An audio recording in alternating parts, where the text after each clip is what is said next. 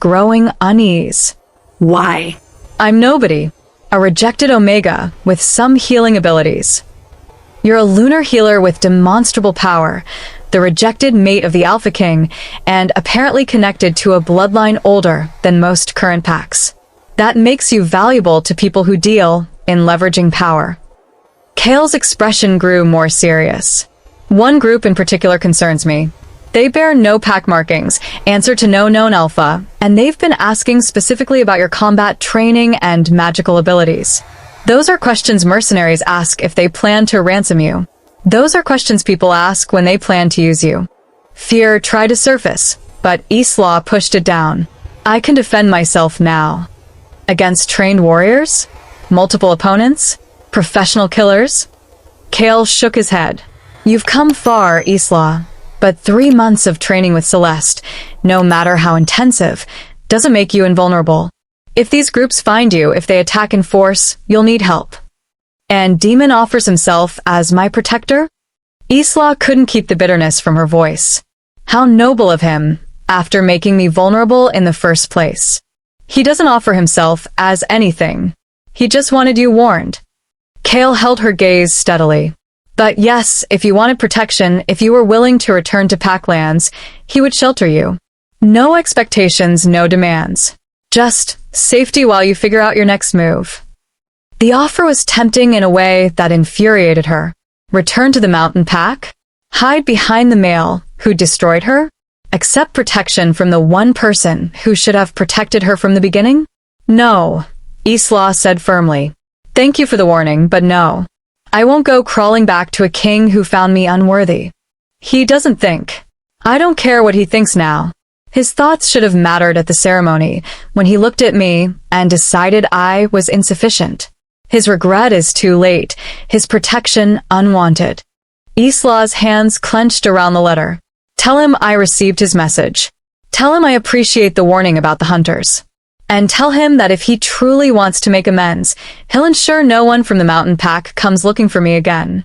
I'm done with that place, done with those people, done with him. Kale studied her for a long moment, something like respect flickering in his eyes. I'll deliver your message. But Isla, consider this. Demon may have made a catastrophic mistake, but he's trying to make it right in the only ways he can. Rejecting every offer of help, every gesture of amends, doesn't make you strong. It just makes you alone. I'd rather be alone and safe than protected and owned. He doesn't want to own you. Then what does he want? Kale's expression shifted into something that might have been pity. To know you're alive. To know you're not suffering. To somehow reduce the magnitude of what he destroyed. He knows he can't fix it, can't undo it. But he's dying slowly, Isla, and watching you thrive from a distance seems to be the only thing keeping him sane enough to function. The words hit harder than Isla expected. She could sense it through the phantom bond. That thread connecting her to Demon was fraying, weakening, as his control deteriorated. Soon it would break entirely, and then he would be truly lost. And some part of her would feel his death through whatever remained of the bond, would know the exact moment his wolf consumed his humanity completely. That's his consequence to bear, Isla forced herself to say. Not my responsibility to ease. I know. He knows. Kale inclined his head respectfully. I'll leave you in peace. But Isla, if circumstances change, if you need anything, send word to the mountain pack. Whatever Demon's failings, he won't let you face danger alone if you ask for help. After Kale left, Isla stood by the river for a long time, Demon's letter still clutched in her hand. The afternoon sun painted the water in shades of gold and amber, beautiful and indifferent to her turmoil. She should destroy the letter. Burn it, throw it in the river. Forget every word. Instead, she folded it carefully and tucked it inside her tunic, against her heart. That night, against all better judgment, Isla decided to see him. Not to reconcile, she told herself. Not to forgive or accept his apologies. Just to face him directly, to show him what she'd become, to prove that his rejection hadn't destroyed her permanently. Celeste tried to dissuade her.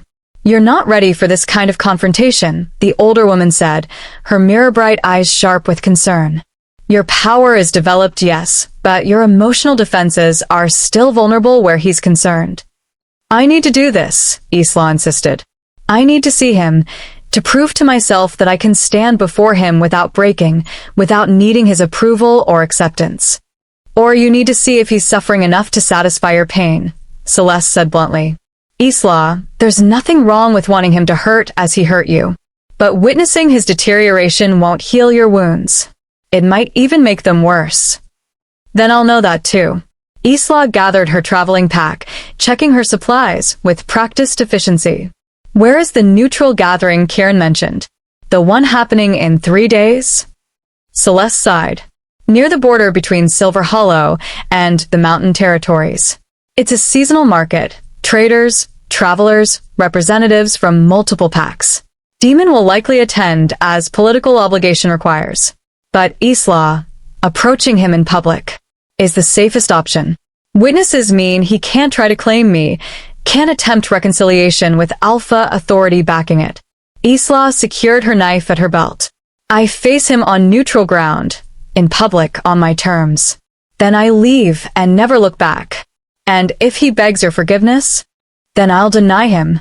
Isla's voice was steady, certain. Some choices have permanent consequences. He taught me that at the ceremony. Time he learned the lesson himself. The 3-day journey to the border gave Isla too much time to think. She traveled carefully, avoiding main roads, her senses alert for any sign of the hunters Kale had mentioned. Twice she sensed watchers in the forest, mountain pack scouts, she assumed, maintaining the distant surveillance Demon had ordered. She let them follow. Their presence was almost comforting, a reminder that someone was tracking her safety even if she'd rejected their protection. The gathering sprawled across a wide valley where Silver Hollow met mountain pack territory.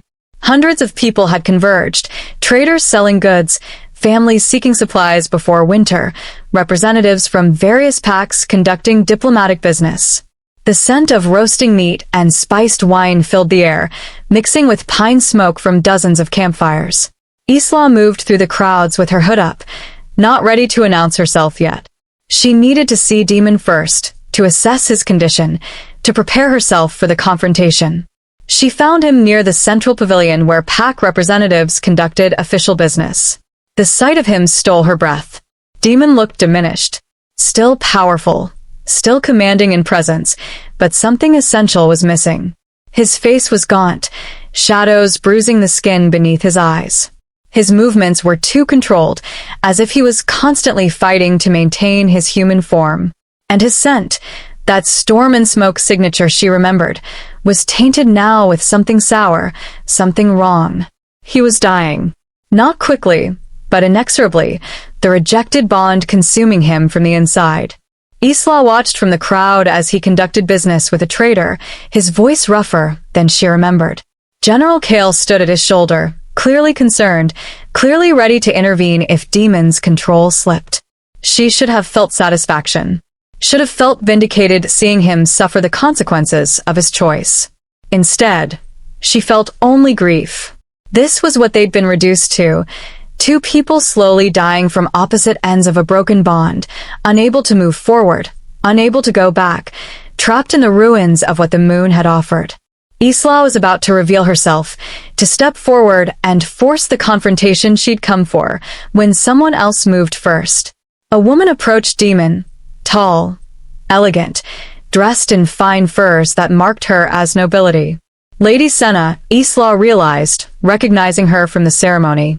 The female Demon's Council had wanted him to choose instead of his fated mate. Senna spoke quietly, too low for Isla to hear, but Demon's reaction was immediate. He stepped back sharply, his eyes flashing amber, his hand moving to grip the table as if to anchor himself. No, his voice carried across the pavilion, rough enough that nearby conversation stopped. I told you I can't. My wolf won't accept. Senna reached for his arm, her expression sympathetic, and Demon's control shattered. He shifted partially, claws extending, fangs elongating, eyes going full wolf amber. A growl rumbled from his chest that made everyone in the pavilion step back instinctively. Even Kale moved to intervene, his hand on his sword. "Don't touch me," Demon managed through a restructuring throat. Can't control."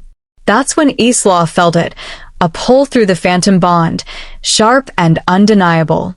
Demon's wolf was reaching for her, searching desperately for the mate it had been denied, trying to find stability through a connection that no longer fully existed. Without thinking, Isla dropped her hood and stepped forward. The effect was instantaneous. Demon's head snapped toward her, his wolf's eyes finding her in the crowd with predatory precision. The partial shift froze, holding him in that half-human, half-wolf state. Around them, the pavilion had gone utterly silent. Isla. Her name emerged from Demon's distorted throat like a prayer and a curse combined. She walked toward him slowly, deliberately, her heart hammering but her step steady. She was aware of every eye on her, aware of Kale's hand moving toward his weapon, aware of Senna's shocked expression. But mostly, she was aware of Demon, of how he looked at her, with recognition and regret, and something that might have been desperate hope. "Hello, Demon," she said when she stood 5 paces away.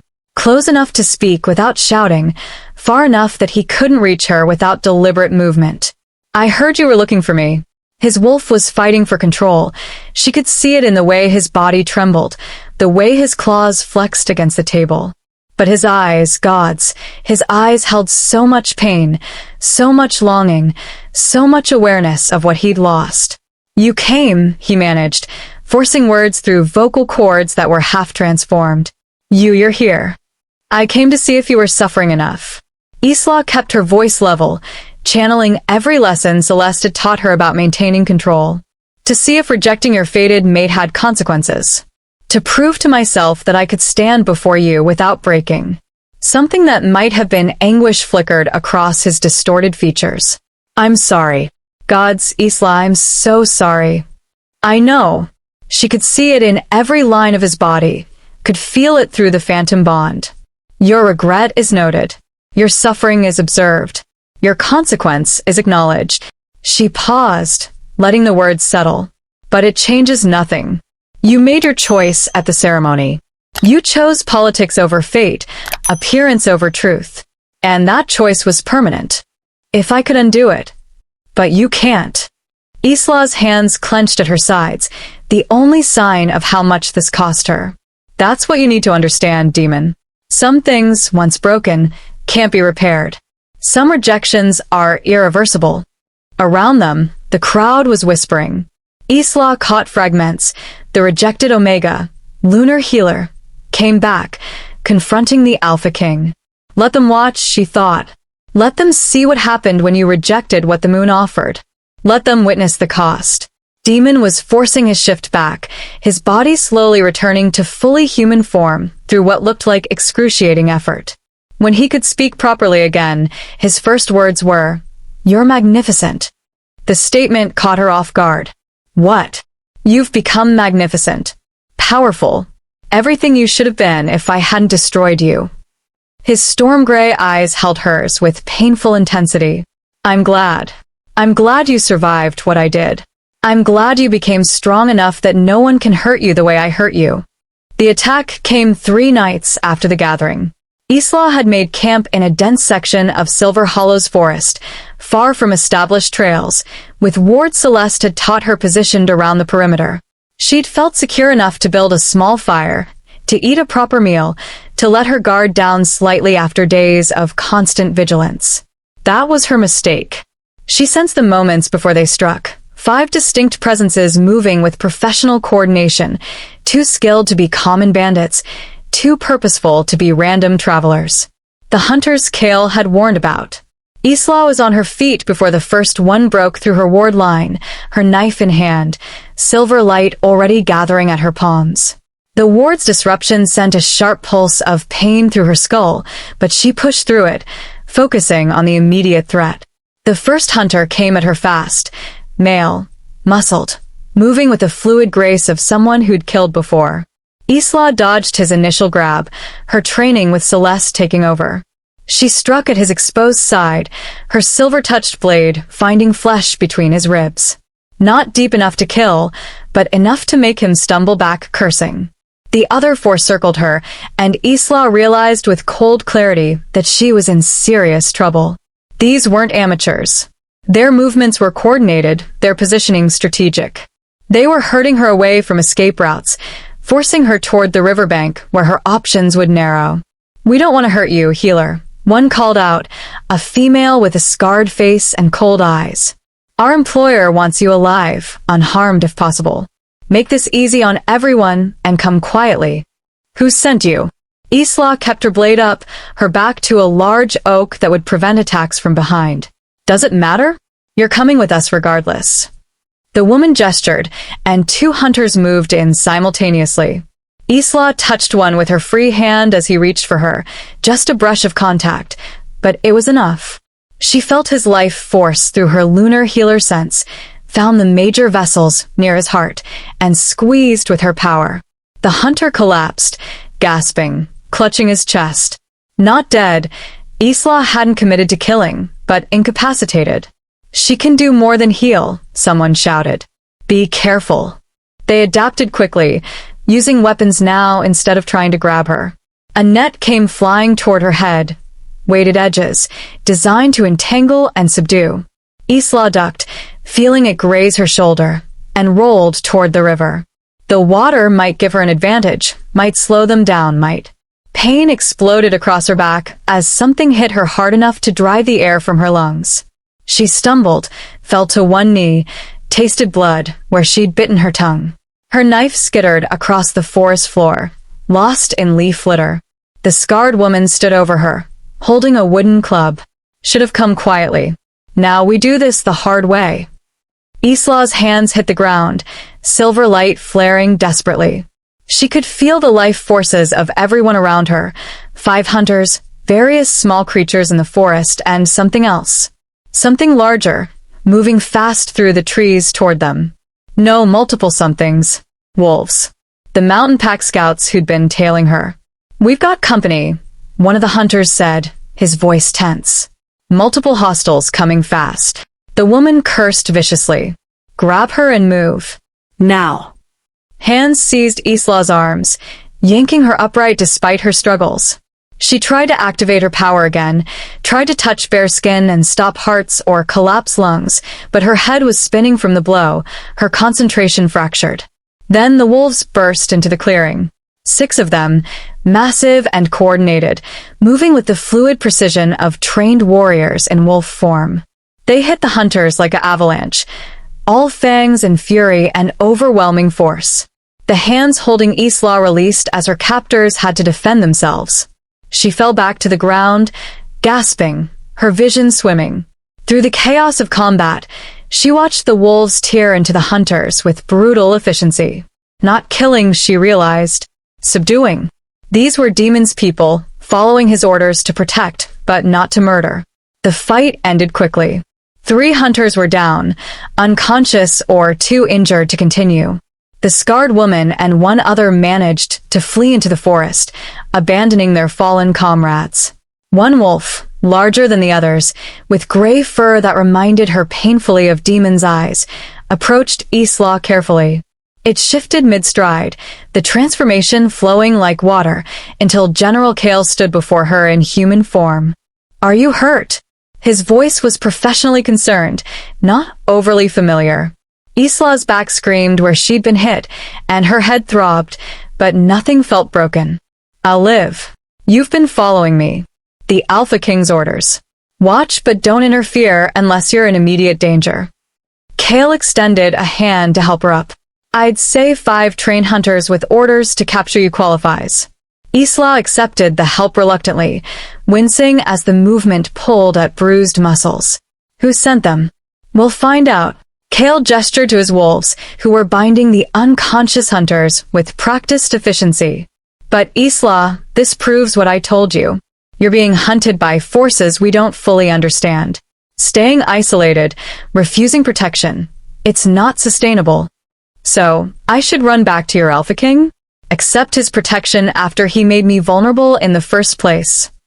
Isla's voice came out sharper than intended, pain and fear making her lash out. I'm not saying return to him. I'm saying accept reality. You have enemies now, whether you asked for them or not. Powerful enemies with resources and determination. Kale's expression was grave. You can't fight this alone, no matter how strong Celeste's training has made you. Before Isla could respond, another presence entered the clearing. She felt him before she saw him. That familiar storm and smoke signature, the phantom bond suddenly pulling taut with proximity. Demon emerged from the tree lined still in wolf form, larger than his scouts, his gray fur matted with what looked like blood. He shifted as he approached, and Isla's breath caught at the sight of him. He looked worse than at the gathering, more gaunt, more feral, with a wildness in his eyes that suggested his control was hanging by threads. Blood marked his arms and chest from wounds that should have been healing but weren't. Rejected bonds interfered with an alpha's natural healing abilities. Isla remembered from her healer training. You're hurt, Demon said, his voice rough. His eyes tracked over her with an intensity that made her skin prickle. They hurt you. I'm fine. You're bleeding. You're back. He moved toward her, and Isla stepped back instinctively. The rejection in that small movement made him freeze. Pain flickered across his face, raw and undisguised. Don't, Isla said quietly. Don't come closer. Don't try to help. Don't. Her voice cracked slightly. Don't make this harder than it already is. I was patrolling nearby when Kale sent the alert, Demon said, staying frozen where she'd stopped him. I couldn't. My wolf wouldn't allow me to stay away when you were in danger. Your wolf needs to learn that I'm not his concern anymore. He can't. Neither can I. Demon's hands flexed at his sides, clearly fighting the urge to reach for her. Isla, please. Let me at least make sure you're not seriously injured. You don't have to forgive me, don't have to acknowledge the bond. Just let me see that you're safe. The phantom bond pulsed with his distress, and Isla felt her careful walls cracking.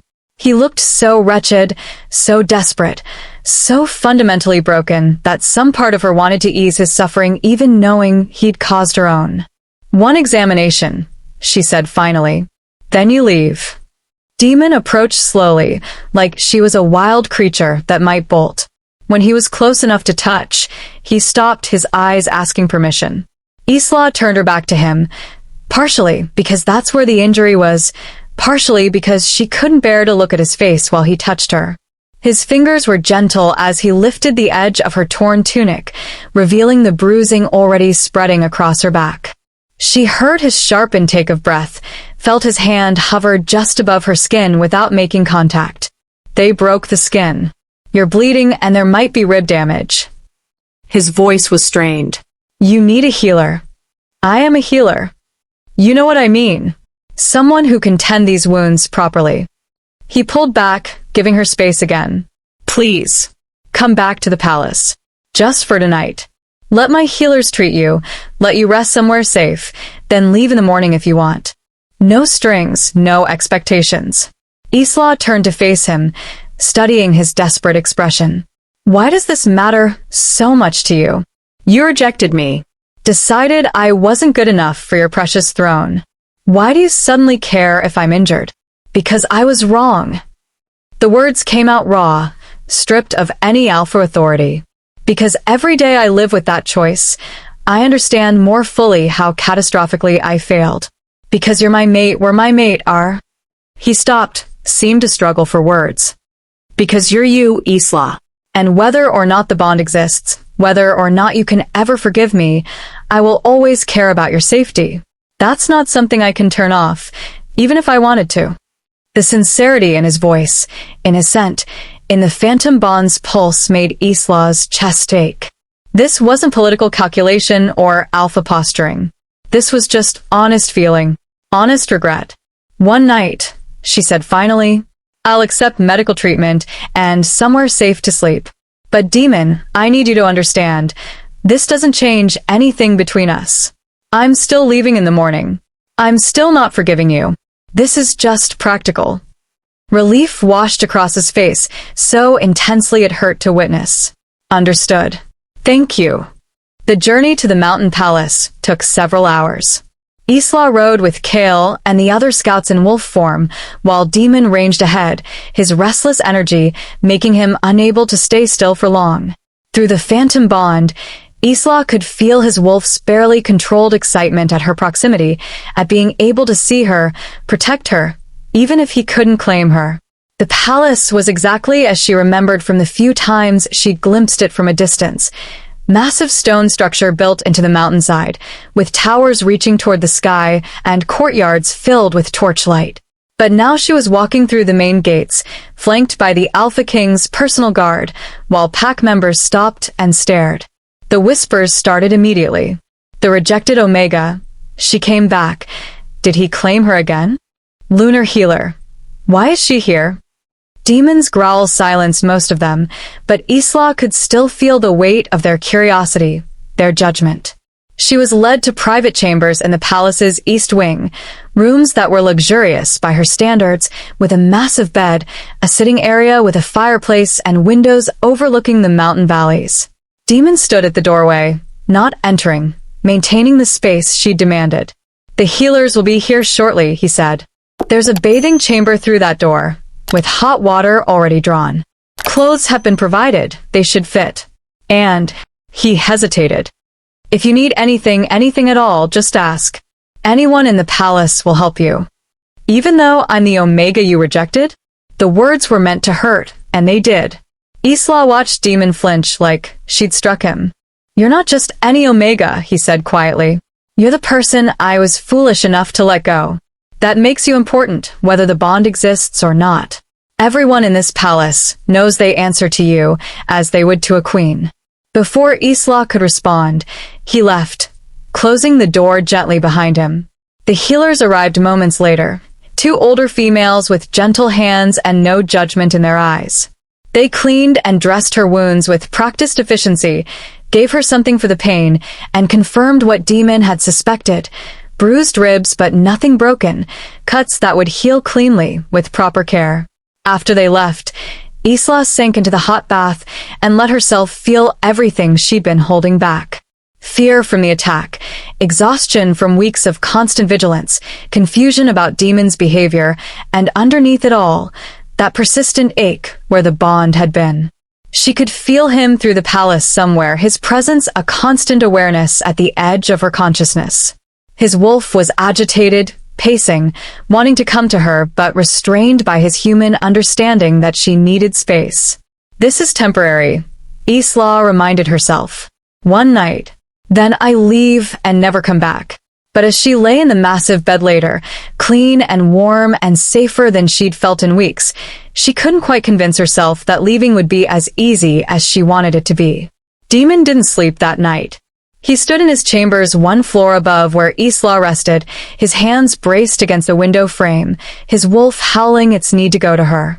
She was here, in his palace, under his protection, close enough that he could reach her in seconds if she called for him. But she wouldn't call. He knew that. She'd made her position clear. This was temporary, practical, nothing more. "My lord," Kale's voice came from the doorway. "The captured hunters are ready for interrogation." Demon turned, forcing his attention to pack business, even though every instinct screamed to stay near his mate. What have they revealed? Nothing yet. Professional mercenaries, trained to withstand questioning. But we found this on one of them. Kale held out a small medallion, bronze, inscribed with a symbol Demon didn't recognize. "Do you know this mark?" Demon studied it carefully. "No. But it's clearly not random. Someone organized, well-funded, and determined hired these hunters. The question is why? What makes Isla valuable enough to risk attacking her in neutral territory? Her bloodline? Her abilities? Her connection to you?" Kale suggested. "If it were just her connection to me, they'd have made demands, tried to ransom her. These hunters had orders to capture her quietly, take her alive. That suggests whoever hired them wants her specifically, wants her abilities for something." Demon handed the medallion back. "Find out what the symbol means. Search every archive. Contact every pack historian. Someone knows who these people are." After Kale left, Demon returned to his window vigil. He could sense Isla sleeping one floor below, her presence through the phantom bond softer now, more peaceful. The knowledge that she was safe, that he'd been able to protect her even if she didn't want his protection, eased something in his wolf's constant howling. But it also made leaving her in the morning feel impossible. She has to choose, he reminded himself. You can't force her, can't manipulate her, can't do anything except show her that you've changed, that you understand what you destroyed, that you would spend eternity earning forgiveness if she gave you the chance. The problem was, Isla had made her choice at the gathering. She'd looked at him with those eyes that had once held such hope and showed him only indifference. No anger, that would have been easier. Just nothing. Like looking at someone who no longer mattered. It was destroying him more effectively than any blade could. I'll let her go, Demon whispered to the night, to the moon that had chosen them for each other. If that's what she truly wants, I'll let her go. I'll release her from any obligation, any connection. I'll suffer the consequences alone. The moon offered no response, and Demon hadn't expected one. Some mistakes were too profound for divine intervention. Some choices carried permanent weight. He would bear his alone, and he would do it knowing that somewhere in the world, his rejected mate was thriving without him. It would have to be enough, even if it killed him. When protection becomes necessity, when proximity reignites what was broken, when old wounds meet new dangers, this is where choices crystallize. If you need to see what happens when the rejected is forced to accept help from the rejecter, when survival requires setting aside pride, subscribe. Because sometimes the most dangerous game is pretending you don't still care. Isla woke to voices outside her chamber door. She sat up carefully, her bruised ribs protesting the movement, and listened. Two people arguing in hushed tones. One voice she recognized as Demon's, the other unfamiliar. Can't keep her here indefinitely, my lord. She's made her position clear. Holding her under the guise of protection is. I'm not holding her. Demon's voice was strained, barely controlled. She's free to leave whenever she chooses. I'm simply ensuring she's healed enough to travel safely. Is that truly your motivation? Or are you hoping that proximity will change her mind, that time spent under your roof will somehow undo the rejection? Silence. Then, quietly, what I hope for doesn't matter. She leaves when she's ready. Until then, she's under palace protection. Isla rose from the bed, wrapping herself in the robe that had been provided, and opened the door. Both men turned sharply at the sound. The unfamiliar one was older, perhaps 60, with silver hair and keen eyes that assessed her with clinical interest. His scent marked him as Pack, but with an edge of something else, herbs, healing compounds, the signature of a physician. Lady Isla, the older man said, bowing slightly. I'm Master Aldrich, the palace's head healer. I was just discussing your recovery timeline with the Alpha King. I heard. Isla looked at Demon, who stood rigid with poorly concealed anxiety. You can stop worrying. I'm well enough to travel. I'll leave after breakfast. Something cracked in Demon's carefully maintained composure. Your ribs are bruised, not broken. I've dealt with worse. Isla kept her voice neutral, professional. Thank you for the shelter and medical care. But I've imposed on your hospitality long enough. It's not an imposition, Demon said desperately. Isla, those hunters are still out there. Two escaped. They know you're injured now, know where you've been. Leaving immediately is my choice to make. Isla's tone hardened. You don't get to dictate my movements, Demon. That's not how this works. I'm not trying to dictate. I'm trying to keep you alive. His hands clenched at his sides, and Isla caught the flash of claws extending before he forced them back. His control was deteriorating rapidly. Being this close to her, unable to touch or claim, was tearing him apart. Master Aldrich cleared his throat diplomatically. Perhaps I should examine Lady Isla's injuries before any travel decisions are finalized. My lord, if you would give us privacy? Demon looked like he wanted to argue, but finally nodded and retreated down the corridor. The way he moved, constantly fighting his wolf for control, every step measured, made Isla's chest ache despite herself. Inside her chambers, Aldrich examined her wounds with gentle efficiency. The bruising is extensive, but healing well. Your ribs will be tender for another week at least, but there's no permanent damage." He applied fresh bandages with practiced hands. "However, Lady Isla, I must speak plainly. Your physical injuries aren't my primary concern." "What do you mean?" "The phantom bond." Aldrich met her eyes directly. "You can feel it, yes? That thread connecting you to the Alpha King, thin as spider silk but persistent." Isla nodded slowly, wary of where this conversation was heading. Rejected bonds don't fully sever immediately. They fray over time, growing weaker until eventually the connection breaks completely. For most, this process takes months, sometimes a year. But proximity accelerates it. Aldrich's expression was grave. Being this close to him, being under the same roof, in his territory, it's making the bond's death more acute, more painful, for both of you. "I'm leaving this morning. That will help, yes.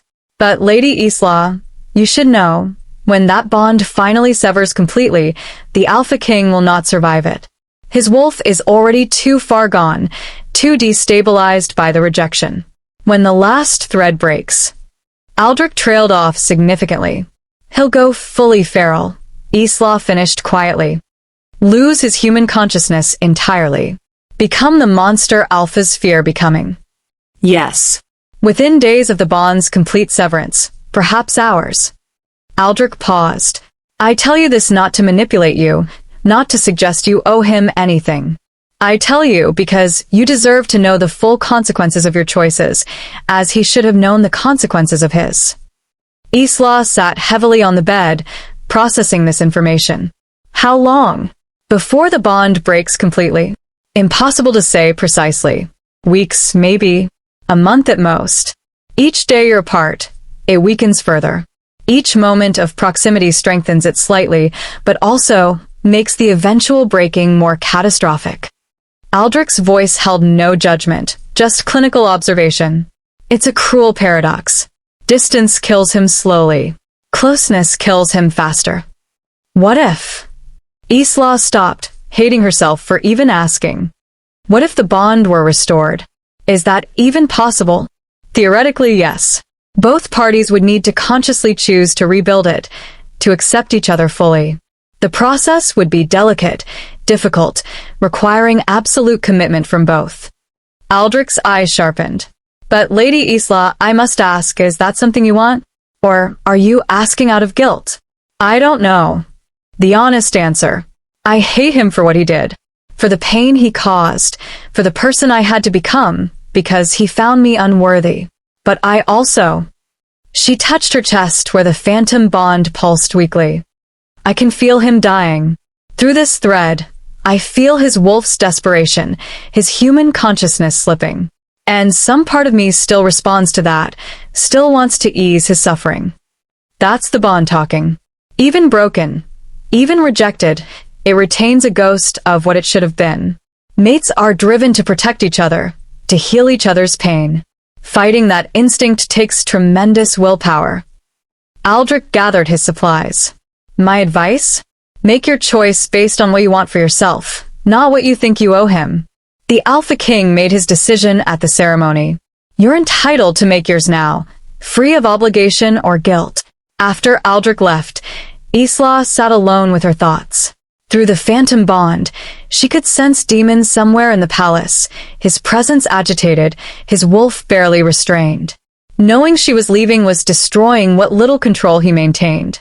A knock came at her door. Isla opened it to find a young female servant, her eyes downcast. "Begging your pardon, Lady Isla, but General Kale requests your presence in the interrogation chambers. He says the captured hunters have revealed something you need to hear." Isla followed the servant through winding corridors, deeper into the palace's lower levels. They passed guards who nodded respectfully, past servants who stopped to stare, past pack members who whispered as she went by. The interrogation chamber was a stark stone room lit by torches. Kale stood waiting, along with Demon and another male Isla didn't recognize, younger, with dark hair and a calculating expression that reminded her unpleasantly of Lord Torvin. "Isla." Kale nodded a greeting. "Thank you for coming. The hunters have finally talked. What they revealed is concerning. One of the captured hunters sat chained to a chair in the corner. The male Isla had wounded during the attack. His face was bruised, probably from enhanced interrogation techniques, but his eyes held a sharp intelligence that suggested he wasn't just muscle for hire. "Tell her what you told us," Demon commanded, his voice carrying alpha authority that made the hunter straighten instinctively. "I was hired by a representative of the Crimson Veil," the hunter said, his voice hoarse. "They're a collective. Wealthy individuals who deal in acquiring rare bloodlines, unique abilities, anything that might provide an advantage in the supernatural world. They heard about a lunar healer Omega, rejected by her alpha, developing extraordinary powers. That made her valuable. Valuable for what?" Isla asked, her voice steady despite the ice forming in her gut. "For study. For breeding. For whatever they decide once they have you in their possession." The hunter's expression held no remorse, just pragmatic honesty. The Crimson Veil doesn't think small. They're not interested in ransom or political leverage. They want your bloodline, want to understand your abilities, want to see if they can replicate or enhance them. They want to use her as breeding stock, the young male beside Demon said bluntly. Force her to produce offspring with lunar healer abilities, regardless of her consent. It's what they do. Acquire rare supernaturals and exploit them for genetic advantage. Isla felt sick. How many people are we talking about? How large is this organization? Large enough to have operatives in multiple territories, enough funding to hire professionals like us, enough political protection that the major packs can't easily move against them. The hunter leaned forward as much as his chains allowed. And they don't give up. If we fail to capture you, they'll send others. Better prepared, better armed, better informed about your abilities. Why are you telling me this? Isla demanded. What do you gain? Survival. The hunter's smile was grim. The Crimson Veil doesn't tolerate failure. They'll kill us for losing you, make examples of us. But if I cooperate with the Mountain Pack, give them everything I know about the organization, maybe the Alpha King grants me mercy instead of execution. Isla looked at Demon, who stood with his arms crossed, his expression carved from stone. Is that true? Will you grant him mercy? If his information proves valuable and accurate, yes. Prison rather than execution. Demon's eyes never left the hunter. But if he's lying, if this is misdirection to help his employers. It's not. The hunter's voice rang with genuine fear. I've seen what the Crimson Veil does to failures. I'll take prison over their brand of punishment any day. After they left the interrogation chamber, Isla found herself in a private council room with Demon, Kale, and the young male, who introduced himself as Beta Marcus, Demon's cousin and second in command. The Crimson Veil is real, Marcus confirmed, spreading documents across the table. We've heard rumors for years, but could never confirm their existence. They operate in shadows, use intermediaries, never leave direct evidence. But if they've targeted Isla specifically, she's in danger regardless of where she goes, Kale finished. They have resources in every territory, contacts in every major pack. Running won't help. Hiding won't work. They'll find her eventually. So, what do you suggest? Isla's voice was sharper than intended, fear making her lash out. That I lock myself in this palace permanently? Accept the Alpha King's protection, and give up any semblance of independence. I suggest we destroy them, Demon said quietly, and something in his tone made everyone turn. His eyes had gone hard, predatory, with a lethal focus Isla had never seen before. The Crimson Veil preys on isolated supernaturals, people without pack protection or political backing. They think Isla is vulnerable because I rejected her. We prove them wrong. How? Marcus asked. By making it clear that any move against Isla is a move against me, against the Mountain Pack, against every alliance we control. Demon's gaze locked on Isla. I can't undo the rejection. I can't restore what I destroyed. But I can ensure that anyone who tries to harm you faces the full wrath of the strongest pack in the territories. That only works if I stay here, Isla pointed out. The moment I leave your protection, then don't leave.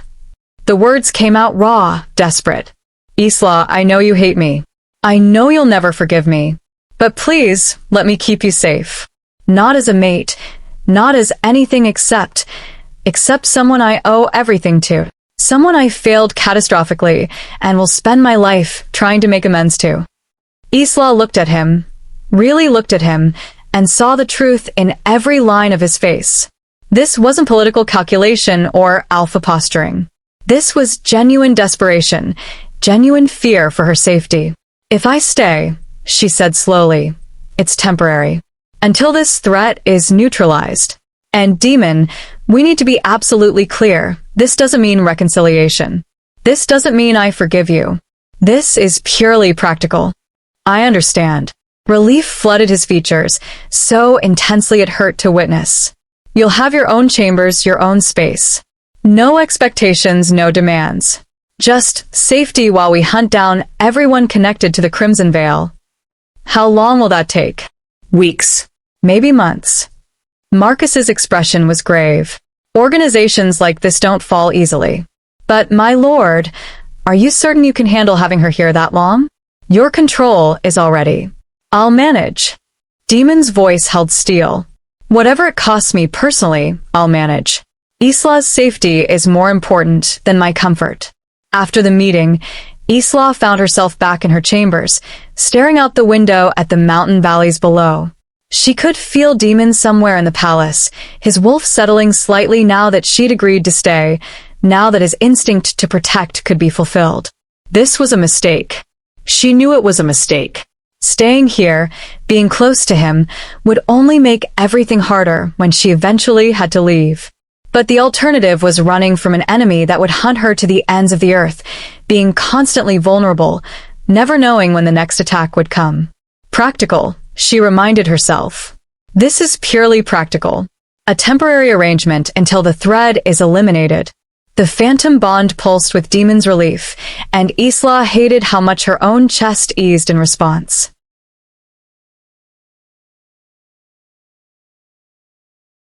That evening, a formal dinner was arranged. Isla was informed that she was expected to attend, not as a prisoner or supplicant, but as an honored guest under the Alpha King's protection. She dressed carefully in the clothes that had been provided, a deep blue gown that was far finer than anything she'd owned before. When she looked in the mirror, she barely recognized herself. The gentle Omega from the lower village was completely gone. In her place stood someone harder, sharper, with eyes that had seen too much. The dining hall was massive, with a table that could seat 50. Only a dozen people were present tonight. Demon at the head, his inner circle scattered along the sides. A seat had been left empty on Demon's right, the place of honor, where a mate would traditionally sit. Isla deliberately chose a seat further down the table, near Kale. She watched Demon's face tighten at the rejection, watched him force his expression back to neutral. Good. Let him feel small rejections constantly. Let him understand what it meant to be denied, to be found lacking. The meal was elaborate. Roasted meats, fresh vegetables despite the season, wines from the palace cellars. Isla ate sparingly, hyper-aware of every eye on her, every whispered conversation that stopped when she looked up. You're the subject of much speculation, Kale murmured beside her. The rejected Omega, who returned. Half the pack thinks you're here to reconcile with the Alpha King. The other half thinks you're planning revenge. What do you think? Isla asked. I think you're surviving the only way you can, making impossible choices in impossible circumstances. Kale's voice held quiet respect. That takes strength most people never develop. Across the table, Lord Torvin watched her with calculating eyes. He'd been among those who'd pressured Demon to reject her, Isla remembered. Had argued that an Omega mate would weaken the pack's position. Lady Isla, Torvin called out, his voice carrying across the hall. I must admit, your return surprised many of us. We'd heard you'd established yourself in Silver Hollow, were developing quite the reputation as a powerful healer. What prompted you to accept the Alpha King's protection after refusing it so adamantly? The question was loaded with implications, designed to make her look weak or opportunistic. Isla set down her wine glass and met his eyes directly. I accepted protection from an enemy I can't fight alone, she said clearly. That's different from accepting the mate bond that was rejected.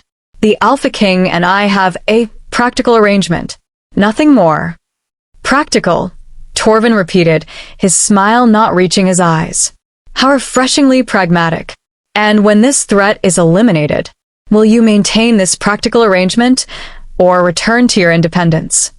That remains to be seen, Lord Torvin. Why? Does my presence threaten you in some way? The blunt question made several people around the table inhale sharply. You didn't challenge Inner Circle members so directly, especially not as an unmated Omega with no official pack status. But Isla was done playing by rules that had never protected her. Torvin's expression hardened. I simply question whether housing a rejected mate indefinitely sends the right message to the pack. It suggests indecision, weakness. Protecting someone from an organization that traffics in supernatural bloodlines isn't weakness, Torvin. Demon's voice cut across the table like a blade. It's basic decency. Something you might consider developing. My lord, I meant no disrespect. Then speak more carefully. Demon's eyes flashed amber briefly. Lady Isla is under my protection. Anyone who questions me directly. Is that understood? Silence fell across the dining hall. Torvin inclined his head in submission, but his eyes promised that this conversation was far from over. The rest of the meal passed in uncomfortable tension. Isla was grateful when it finally ended and she could retreat to her chambers. She was preparing for bed when a knock came at her door. Isla opened it to find Demon standing in the hallway, looking uncertain in a way she'd never seen before. I wanted to apologize for Torvin, he said quietly. He had no right to question you like that. He's right though, isn't he? My presence here complicates things for you politically. Isla leaned against the doorframe.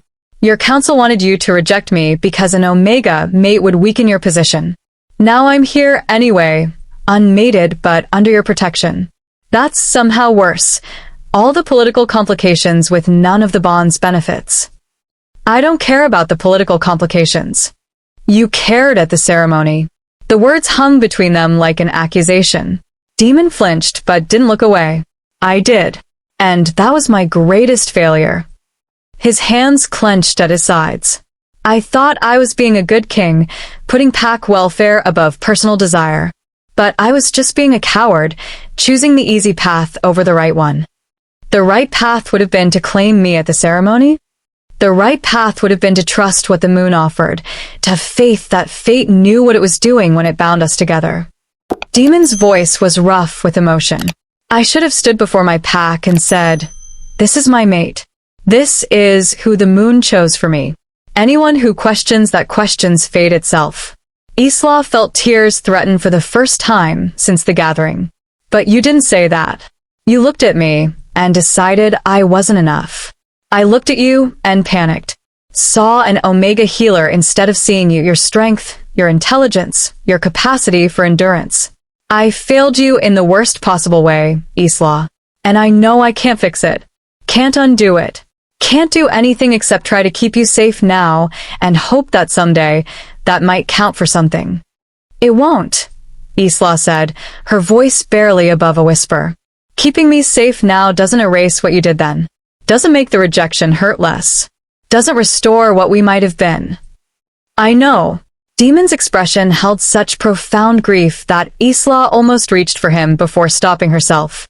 I needed you to know that I see it now. See what I destroyed. See what I lost. Even if you spend the rest of your life hating me, I need you to know that I understand exactly what I threw away. He left before Isla could respond, his footsteps echoing down the corridor. She closed the door and leaned against it, her breath coming in shaky gasps. Through the phantom bond, she could feel Demon's anguish, could sense his wolf howling its loss. And God's help her, some treacherous part of her wanted to follow him, wanted to ease his pain, wanted to forgive him despite everything. But forgiveness would mean accepting that the rejection hadn't permanently broken something essential between them, would mean opening herself up to being hurt again. And Isla had learned the hard way that some risks were too great to take, no matter what her traitorous heart wanted. She climbed into bed and forced herself to ignore the phantom bonds pulsing, forced herself not to think about Demon alone in his chambers one floor above, forced herself to remember that practical arrangements didn't include emotional investment. But sleep, when it finally came, was filled with dreams of what might have been, of a ceremony where Demon had chosen differently, of a bond that had been claimed instead of rejected, of a future that existed only in impossible fantasies. When proximity breeds revelation, when practical becomes painful, when old rejections meet new understanding, this is where the heart betrays reason. If you need to see what happens when staying means suffering and leaving means death, when protection comes from the one who destroyed you, subscribe. Because some truths are more dangerous than any enemy. The first assassination attempt came during training. Isla had insisted on maintaining her physical conditioning despite staying in the palace. Celeste's training had made her strong, and she refused to let that strength atrophy behind palace walls. Demon had reluctantly agreed to provide access to the training yards, though he'd also insisted on posting guards. Isla was working through combat forms with a practice dummy when she felt it, a presence that didn't belong, moving with lethal intent through the morning shadows. She spun, her hand already glowing silver, and caught the attacker mid-strike. An arrow that should have pierced her heart instead thudded into the practice dummy behind where she'd been standing. "Guards," she shouted, tracking the arrow's trajectory to a high window in the palace's western tower. The training yard erupted into chaos. Guards converged on her position while others raced toward the tower. Isla's heart hammered as she realized how close she'd come to death. Another second of inattention, and the arrow would have found its mark. Demon arrived within moments, shifting from wolf form mid-sprint, his eyes wild with fury and fear. "Are you hurt?" No. "I sense them in time." Isla pointed to the tower. "Archer. Western window, 3rd floor." Demon's roar echoed across the courtyard as he shifted back to wolf form and bounded toward the tower within human speed. Isla watched him go, then turned her attention to the arrow still embedded in the practice dummy. It was professional work, steel tip designed to pierce armor, shaft balanced for long-distance accuracy. And there, carved into the wood just below the fletching, was a symbol she'd seen before. The Crimson Veil's mark. General Kale reached her side, his sword drawn. "They've infiltrated the palace." "Gods, how did they get past our security?" "Because they're that good," Isla said grimly. "The hunter warned us. The Crimson Veil doesn't give up. This won't be the last attempt." She was right. Over the following week, 3 more attempts were made on her life. Poison in her food, caught only because Isla's lunar healer senses detected the corruption in the meat before she ate it. A fire in the wing adjacent to her chambers, started in the dead of night and designed to drive her into an ambush. And a brazen daytime attack by 2 infiltrators dressed as servants who nearly succeeded before palace guards cut them down. The palace became a fortress. Guards were doubled, then tripled. Every servant was vetted and revetted. Food was tested by official tasters before reaching Isla's table. Her movements within the palace were restricted to specific safe corridors. And through it all, Demon was slowly unraveling. Isla could sense it through the phantom bond, his control deteriorating with each attack on her life, his wolf becoming more feral with each near miss. He'd shifted 4 times in public now, unable to contain his rage when threats emerged, unable to maintain human form when his mate was endangered. He's going to lose himself completely if this continues, Master Aldrich warned during one of Isla's medical checkups. The stress of keeping you safe while fighting his wolf's instinct to claim you is destroying him faster than the rejected bond alone would. "What am I supposed to do?" Isla asked, frustrated. "Leave and make myself an easier target? Stay and watch him deteriorate? There are no good options." "There's one option you keep refusing to consider." Aldrich's mirror-bright eyes, so similar to Celeste that Isla wondered if they were related, held no judgment. "Accept the bond. Let him claim you properly. Give his wolf what it needs to stabilize." "That's not an option." "Why?" "Because you're still angry about the rejection?" "That's understandable, but Isla, at what point does anger become self-destruction?" You're both dying slowly, him from the broken bond, you from constant assassination attempts. Pride is a luxury neither of you can afford right now. Before Isla could respond, shouting erupted from somewhere in the palace. Aldrich's head snapped toward the sound, his expression alarmed. That came from the throne room. Come, quickly. They ran through corridors that seemed to stretch endlessly, following the sounds of combat. Isla's heart hammered as the phantom bond suddenly flared with intensity. Demon was fighting, was injured, was. They burst into the throne room to find chaos.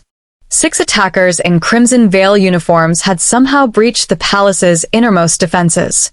Bodies of palace guards littered the floor, dead or unconscious. Isla couldn't tell. Demon stood at the room center in a partial shift, blood streaming from wounds across his chest and arms, his wolf and human consciousness warring for dominance. And facing him, calm as winter frost, was a woman Isla had never seen before. She was tall, elegant, with silver-streaked hair and eyes that held ancient knowledge. Power radiated from her like heat from a forge, old magic, the kind that predated pack hierarchies and territorial disputes. Alpha King, the woman said, her voice carrying across the throne room despite the chaos. Stand down. We have no quarrel with you. Give us the lunar healer, and we'll leave peacefully. Over my dead body. Demon's words came out distorted through his partially shifted throat. His control was a thread away from snapping completely. That can be arranged. The woman gestured, and 3 of her remaining fighters moved toward Demon with coordinated precision. Isla didn't think. She stepped into the throne room, silver light already gathering at her palms. You want me? Then face me directly. Leave him out of this. Every eye in the room turned to her. The woman's expression shifted into something that might have been satisfaction. The lunar healer herself. How convenient. She waved off her fighters, stopping their advance on Demon. I am Lyris, 3rd speaker of the Crimson Veil. You've caused us considerable trouble, child. Cost us valuable operatives, exposed our methods. That makes you either very dangerous or very lucky. What do you want? Isla asked, keeping her voice steady despite the fear racing through her veins. What we've always wanted. Your bloodline. Your abilities. Your potential. Lyris moved closer, circling like a predator assessing prey. Lunar healers are vanishingly rare. One who can kill with a touch, who manifests power after a rejected mate bond, who possesses both Omega resilience and Alpha potential. You're unique, child. Priceless. We'll do whatever necessary to acquire you. I'm not an object to be acquired. Everything has a price. Everyone can be owned. Lyris's smile was sharp. Even recalcitrant Alpha Kings who sacrifice their power for the sake of a rejected mate. Behind Lyris, Isla saw a demon struggling to maintain control. His wounds were severe, deeper than she'd initially realized, bleeding too freely for normal injuries. Her healer senses caught it immediately. The weapons had been poisoned with something that prevented supernatural healing. He was dying. Right there in his throne room, with his people scattered or unconscious around him, Demon was bleeding out. What did you do to him? Isla's voice came out cold, lethal. Insurance. The poison is tailored specifically for alpha physiology. It prevents healing, weakens the connection to their wolf. He is perhaps 20 minutes before his heart stops. Lyris's expression held no remorse. But you could save him, couldn't you? Your lunar healer abilities could purge the poison, accelerate his healing. All you have to do is come with us willingly, and we'll provide the antidote immediately. The threat was clear. Surrender herself, or watch Demon die. Isla looked at him, at the male who'd rejected her, destroyed her, forced her to become someone harder and sharper than she'd ever wanted to be. The male who'd spent the past months trying to make amends, trying to keep her safe despite the cost to himself. Trying to earn forgiveness he knew he didn't deserve. The male whose death she would feel through the phantom bond, whose loss would echo in her chest for however long she survived afterward. Isla, don't. Demon's voice was barely audible, his strength fading rapidly. Let me die. Don't give yourself to them. "Shut up," she said softly, moving toward him. To Lyris, she said, "If I heal him, you'll let him live? You'll take me and leave the mountain pack alone? You have my word." The Crimson Veil honors its agreements. Isla reached Demon and knelt beside him, placing her hands on his chest where blood pulsed from the deepest wound. Silver light flared as she connected to his life force, sensing the poison spreading through his system like black ink in water. "Don't," Demon pleaded again, his hand catching her wrist weakly. Not worth your freedom. You don't get to decide what I'm worth," Isla said, her voice thick with emotion she couldn't suppress. "You made that mistake once already. Don't make it again." She poured her power into him, not just healing but searching out every trace of poison and burning it away. It was delicate work, requiring all her concentration. One wrong move, and she could accelerate his dying instead of his healing. The poison resisted. It had been specifically designed to counter supernatural intervention, to cling to alpha physiology and corrupt it. Isla gritted her teeth and pushed harder, drawing on reserves of power she hadn't known she possessed. "Live," she commanded through her healing magic. "You stubborn, foolish male. You don't get to die and leave me alone with this broken bond." Live. Demon's breathing steadied. The wounds began to close, flesh knitting together under her silver-glowing touch. The poison retreated, dissolving under the onslaught of her power. "Fascinating," Lyris murmured, watching with clinical interest. "Even more powerful than we estimated. You'll be an extraordinary addition to our collection." Isla was so focused on healing Demon that she didn't sense the attack until too late. One of Lyris's fighters lunged forward, a cloth soaked in something chemical pressed toward Isla's face. She tried to dodge, tried to activate her defensive abilities, but she was weakened from the intense healing, her power depleted.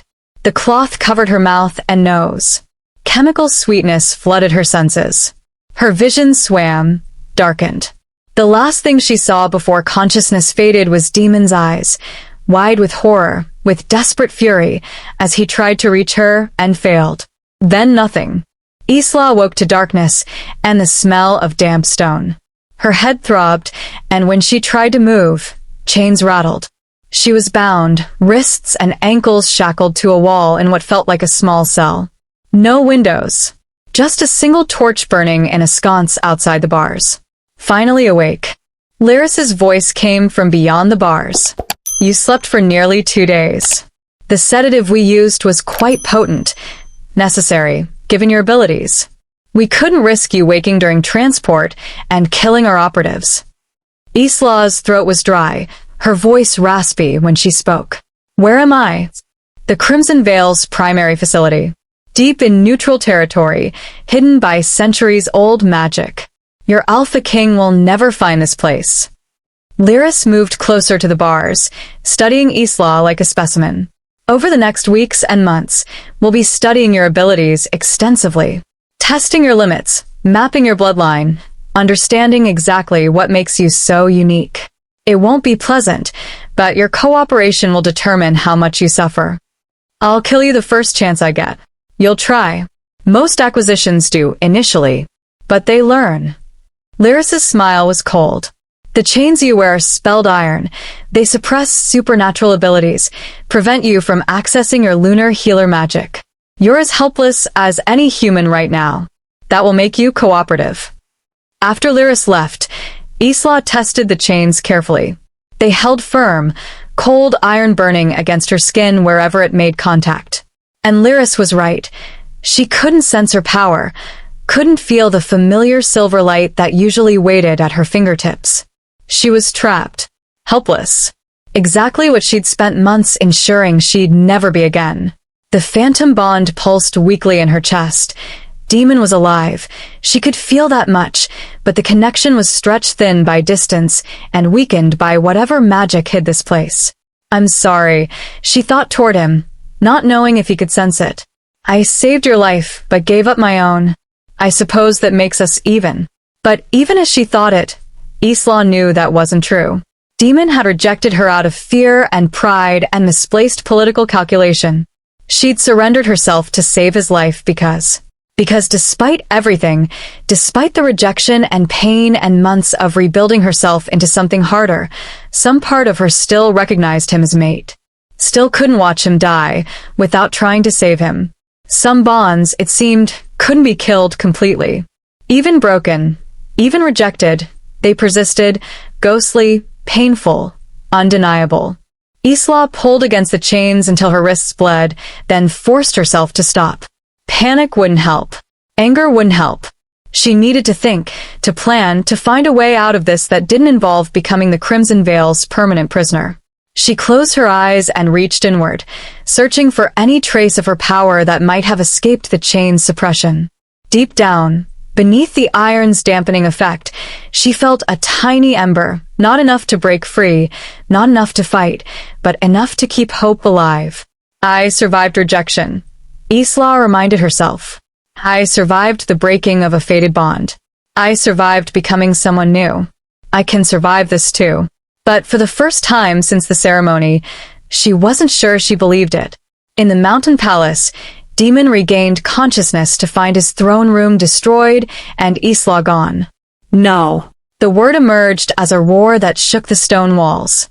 He surged upright, ignoring Aldrich's protests, his body fully healed but his soul shattered. Where is she? Where is she? Taken, Kale said grimly, his expression carved from stone. The Crimson Veil took her, my lord. She saved her life and gave herself up in exchange. Demon's wolf howled its anguish, and this time he couldn't contain the shift.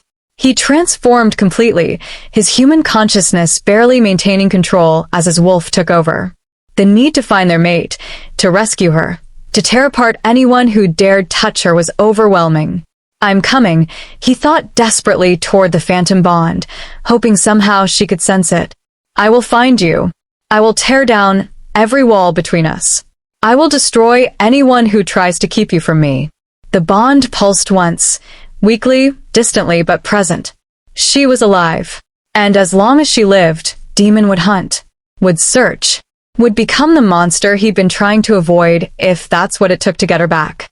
The Alpha King was done playing politics, done trying to be careful, done with anything except one absolute goal. Find Isla. Save Isla. Claim Isla properly and never let her go again. Even if she hated him for it afterward. Even if she never forgave him. At least she'd be alive and safe to hate him. Gather the pack, Demon commanded, his voice distorted but understandable. Call in every alliance we have. I want every tracker, every warrior, every resource we possess focused on one task, finding the Crimson Veil's facility and getting Isla back. My lord, Marcus said carefully, that could take weeks, months. They've hidden for centuries. Then we have weeks or months to work with. But we start now. Demon's eyes blazed amber. And Marcus? When we find them, when we breach whatever walls they hide behind, I want every member of the Crimson Veil to understand something clearly. What, my lord? That taking my mate, rejected or not, was the last mistake they'll ever make. The declaration rang through the throne room like a promise of violence. And somewhere in a dark cell in neutral territory, Isla felt the phantom bond pulse with Demon's fury, his determination, his absolute refusal to let her remain captive. For the first time since waking in chains, she allowed herself to hope. When sacrifice becomes captivity, when protection fails and enemies triumph, when the rejected must become the rescuer. This is where the story turns. If you need to see what happens when an Alpha King decides some mistakes can be corrected with blood and fire, when rage replaces regret, Subscribe. Because sometimes the greatest battle isn't against enemies, but against time itself. 3 weeks in captivity taught Isla things she'd never wanted to learn. She learned that the Crimson Veil's testing meant days strapped to examination tables while they drew blood, mapped her power's pathways, pushed her abilities to their breaking points.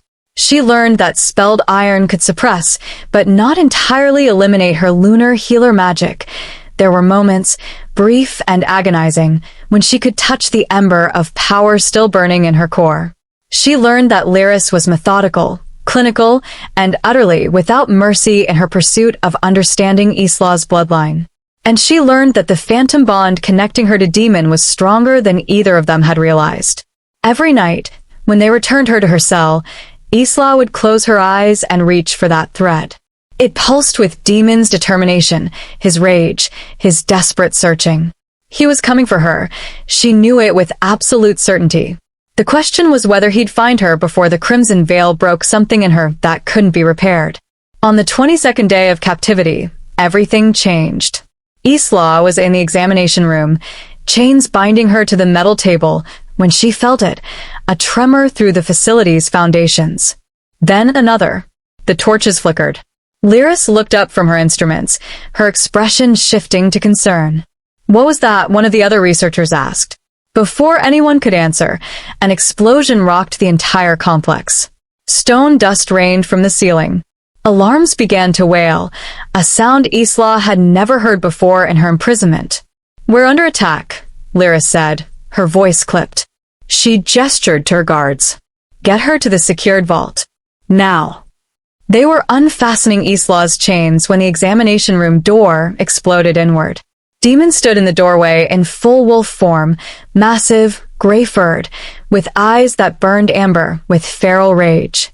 Behind him, Isla could see other wolves from the mountain pack, could hear the sounds of combat echoing through the facility. He'd found her. Lyris moved with inhuman speed, pulling a blade and holding it to Isla's throat before Demon could charge. One step closer, Alpha King, and she dies. Demon froze, every muscle trembling with the effort of restraining himself. His eyes locked on Isla's, and through the phantom bond, she felt everything he was feeling: fury at her captors, relief at finding her alive, horror at her condition, and underneath it all, love so profound it made her chest ache. "Let her go," Demon growled, his voice barely intelligible through his wolf form. "This is between us and the Crimson Veil. She's innocent in your organization's crimes." "She's valuable," Lyris corrected. "More valuable than you can possibly understand. Years of research, centuries of bloodline studies, all pointing to what she represents. I won't surrender that easily." Isla felt it then, the ember of her power, responding to Demon's proximity, to the mate bond's pull even through the rejection and distance and spelled iron. It flickered, grew, pushed against the chain's suppression. "Lyris," Isla said quietly, "you made a mistake." "What mistake?" "You assumed the chains would be enough." Silver light erupted from Isla's hands, not at full strength, weakened by the iron, but enough. She touched Lyris's wrist where the blade pressed against her throat, found the life force flowing there, and squeezed. Lyris gasped, her hand spasming open. The blade clattered to the floor.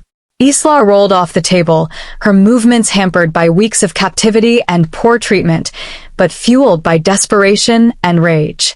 Demon lunged forward, placing himself between Isla and Lyris, his wolf's snarl echoing through the chamber. "Run," Isla told him. "The facility is collapsing. Whatever you did to breach it." "Brought half the mountain down on their heads," Demon said, shifting partially to speak. "But I'm not leaving without you." More explosions. The ceiling cracked, stone beginning to fall. Lyris and her researchers fled through a back exit, abandoning the examination room as it started to cave in. Demon shifted fully to wolf form and crouched. Isla understood immediately. She climbed onto his back, gripping his fur, and held on as he bounded through collapsing corridors. The escape was chaos. Wolves from the mountain pack fought Crimson Veil operatives in every passage. Stone fell around them. Fire spread from the explosions, turning the underground facility into an inferno. Isla buried her face in Demon's fur and focused on not falling off as he navigated the destruction with preternatural speed and grace. They burst into open air as the facility's entrance collapsed behind them. Demon ran for another 100 yards before finally slowing, his sides heaving with exertion. Isla slid off his back and fell to her knees on the forest floor, breathing free air for the first time in 3 weeks.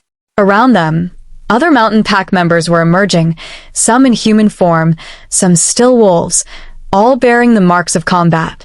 Demon shifted and immediately reached for her, his hands hovering just above her shoulders without making contact. Are you hurt? What did they do to you? Isla looked up at him, at the male who'd rejected her, searched for her, found her, saved her, and felt something crack inside her carefully constructed walls. I'm alive, she said. Thanks to you. Don't thank me. This is my fault. If I hadn't rejected you, if I'd claimed you properly at the ceremony, you never would have been vulnerable. The crimson veil never would have targeted you. His voice was raw, broken. Isla, I'm so sorry. For everything. For the rejection, for the pain I caused, for every consequence you've suffered, because I was too proud and foolish to accept what the moon offered. Isla wanted to stay angry, wanted to maintain her emotional distance, to remember that saving her didn't erase what he'd done. But she was exhausted. Physically from the captivity, emotionally from holding on to rage for so long, spiritually from fighting the phantom bond that had never stopped pulling her toward him. Can we go somewhere? She asked quietly. Somewhere away from everyone else. I need to talk to you. Really talk. Not surrounded by your pack, not with witnesses. Demon nodded and offered his hand. After a moment's hesitation, Isla took it. His skin was warm against hers, and the phantom bond sang with the contact. He led her away from the assembled pack, deeper into the forest, until they reached a small clearing where moonlight filtered through the trees. Say what you need to say, Demon said, releasing her hand. I'll listen. I'll accept whatever judgment you pass. If you want me to leave you alone permanently, I will. If you want formal release from any connection to the mountain pack, you'll have it. If you want. I want to understand why, Isla interrupted. At the ceremony, when you rejected me, was it just politics? Just your council's pressure? Or was there a part of you that genuinely found me lacking? Demon's expression crumbled. Gods, no. Isla, looking at you that night, seeing you as my fated mate, should have been the greatest moment of my life. You were exactly what I needed, what my wolf recognized instantly as perfect. But I panicked. Torvin had spent weeks telling me that an Omega mate would weaken the pack's position, that I needed someone politically advantageous, someone who could help me manage territories and alliances. And in that moment, with everyone watching, I chose to be a king instead of a mate. I chose wrong. You made me feel worthless, Isla said, her voice thick with emotion. Like I wasn't good enough. Like everything I'd worked to become, meant nothing. I know. And I've lived with that knowledge every day since. Watched you build yourself into someone magnificent, someone powerful, while I deteriorated. Felt myself dying slowly from the broken bond while you thrived. Demon stepped closer, his eyes holding hers. You asked if I found you lacking. The truth is, I found myself lacking. You deserved an alpha who would stand before his pack and declare you his greatest treasure. Instead, you got a coward who valued appearance over truth. Isla felt tears sliding down her cheeks. I wanted to hate you, wanted to stay angry forever, wanted to prove I didn't need you, or the bond, or any of it. You did prove that. You're stronger without me than I ever was without you. That's not. Isla's voice broke. That's not what I wanted. I wanted to be strong with you, not despite you. I wanted the bond the moon offered, the partnership we could have built. And you destroyed that before we even had a chance to try. I know. Demon's hands clenched at his sides. So tell me what you want now, Isla. What can I do to even begin making amends? Isla looked at him, really looked at him. He was thinner than at the ceremony, worn down by weeks of searching, marked by the combat he'd endured to rescue her.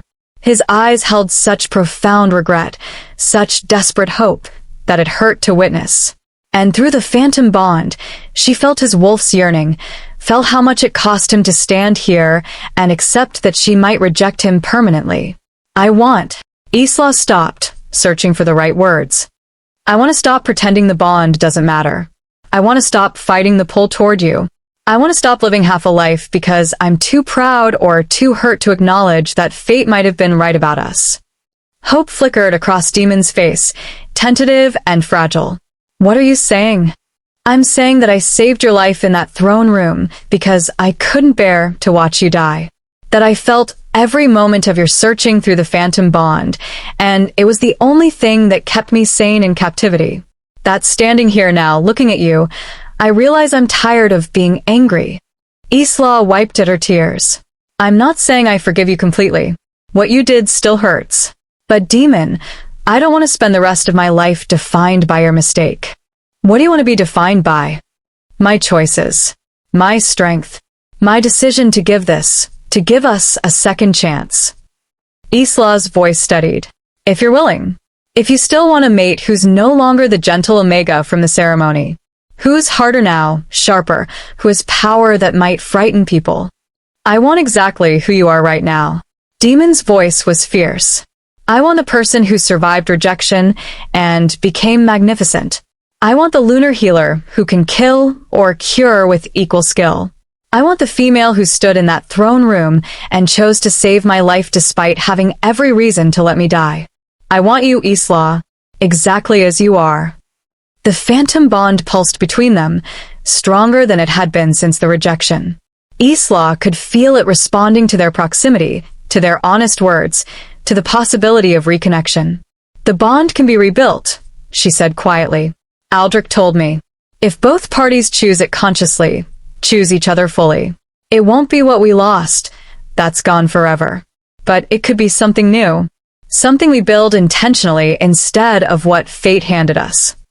Is that what you want? Isla searched her heart for the answer. The old her, the Omega from the ceremony, had wanted the bond desperately, had been devastated by its rejection. But this Isla, the one forged by pain and training and survival, understood something deeper. A bond built on choice was stronger than one built on fate alone. Yes, she said. But demon, I need you to understand. I'm not the same person I was. I have power now. Independence, a sense of self that doesn't require your approval. If we rebuild this bond, it has to be as equals. Not alpha and omega in the traditional sense, but as partners. Can you accept that? I would be honored to accept that. Demon's smile was tentative, but genuine. I don't want a submissive mate who bows to my authority. I want the female who challenged me, who walked away when I hurt her, who became dangerous enough that an entire organization wanted to possess her. That's who I want as my partner. Isla felt the last of her walls crumble. She stepped forward, closing the distance between them, and placed her hand over his heart. Silver light flared from her palm. Not aggressive, not harmful, just her power recognizing his life force, acknowledging him as mate. Then claim me properly, she said. Not because the moon demands it, not because politics requires it, but because you choose me. All of me. The healer and the killer, the strength and the vulnerability, everything I've become. Demon's hands came up to frame her face with a gentleness that contradicted his wolf's ferocity. Demon, Alpha King of the Mountain Pack, claim you, Isla, as my mate. Not by fate's decree, but by conscious choice. Not because you're convenient or politically advantageous, but because you are magnificent, and I am humbled to be chosen by you in return. My strength is yours. My protection is yours. My heart is yours, for as long as you'll have it. The words were formal, ritualistic, but the emotion behind them was raw and real. Isla felt the phantom bond surge in response, felt it begin to knit back together, slowly, carefully, but with growing strength. Isla, lunar healer, accept your claim, she said, her voice steady despite the tears streaming down her face. Not as the Omega you rejected, but as the person I've become. I choose you, demon. Your flaws and your strength, your mistakes and your efforts to correct them. I choose to rebuild what was broken and make it stronger than what fate originally offered. The bond solidified between them like silver fire, burning but not destructive, intense but not overwhelming. It was different from what had been there at the ceremony. Less fated, more deliberate. A conscious decision to be bound rather than a cosmic mandate.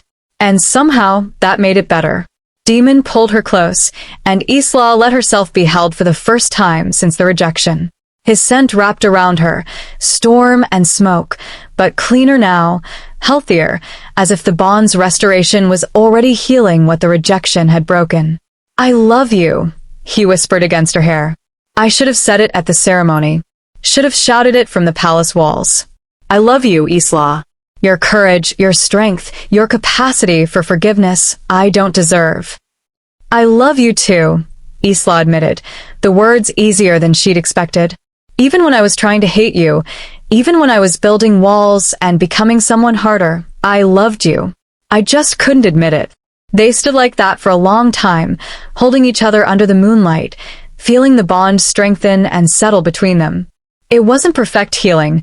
The scar of the rejection would always remain, but it was real and honest and built on choice rather than destiny. Finally, Demon pulled back enough to look at her face.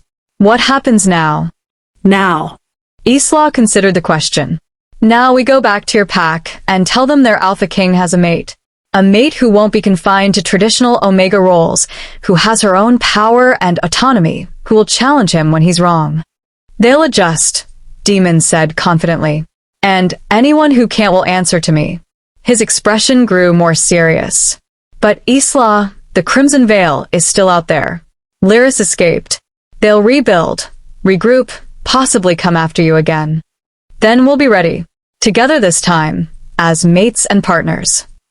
Isla's hand glowed silver briefly as she traced the mark on Demon's chest where she'd healed him in the throne room. "I'm not defenseless anymore.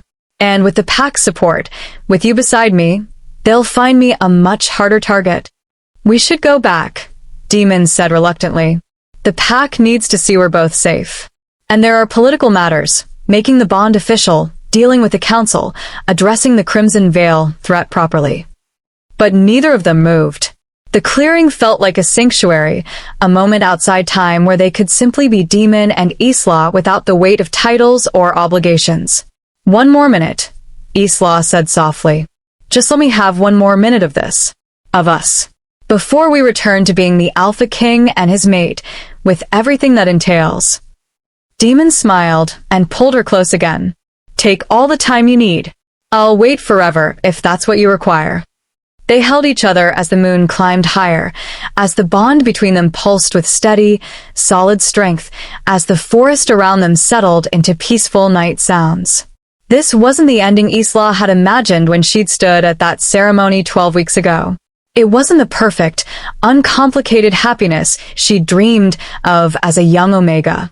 It was better, because this love, this bond, this partnership, they'd fought for it, had survived its destruction and chosen to rebuild it consciously, had earned each other through pain and growth and the willingness to be vulnerable despite every reason to remain guarded. Fate had offered them a bond. They'd broken it, mourned it, and built something stronger in its place. And that, Isla thought as Demon's hand tangled in her hair and his wolf hummed contentment through their connection, was more valuable than any destined match could have been. They'd chosen each other, not because they had to, but because they wanted to.